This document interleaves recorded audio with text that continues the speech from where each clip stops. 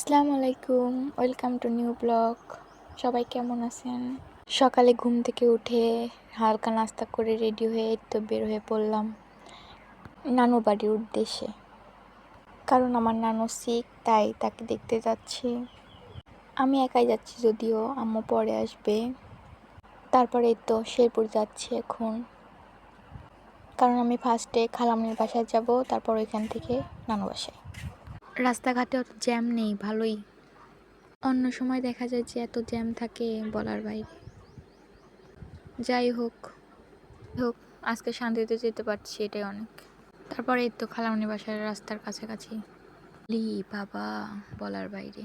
আমার তারপর রাস্তা খারাপ, আমার মাজা শেষ। তারপরে এই যে চলে আসলাম।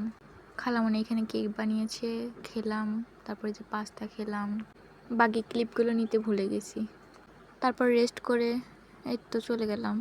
এখন যে রাস্তা করছে, বাপরে বাপ, 7 সমুদ্র 13 নদী পার হয়ে যেতে হয়। তারপরে তো আমি রানীহাটের গাড়ির এখানে খালামণি আমার গাড়িতে উঠাই দিয়ে চলে গেল। তারপর গাড়ি ছাড়লো, তারপরে তো যাচ্ছি। তারপর রানীহাট থেকে আমার নানু আমাকে নিয়ে যাচ্ছে।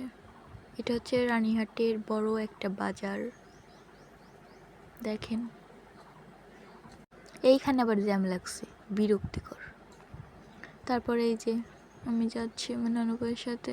রাস্তা কত সুন্দর, ওয়াও। রানীহাটের রাস্তাগুলো আসলেই সুন্দর, মারাত্মক।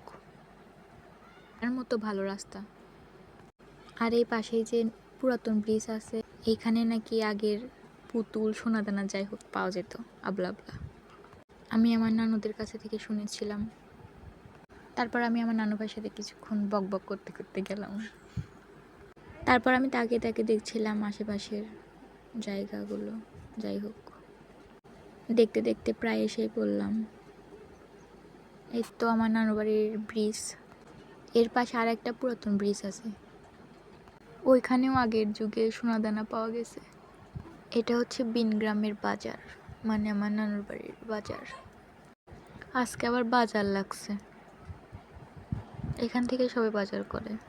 আর ওই পাশে একটা হাই স্কুল আছে, ওইখানে আমার খালামণিরা পড়াশোনা করছে। যাই হোক, এই যে আমার নানুর বাড়ির এলাকা। এদিকে শুধু মাটির বাড়ি আর মাটির বাড়ি। অবশেষে এসেই পড়লাম। আজকে অনেক লং ভিডিও দিয়ে পেলাম। যাই হোক, টাটা।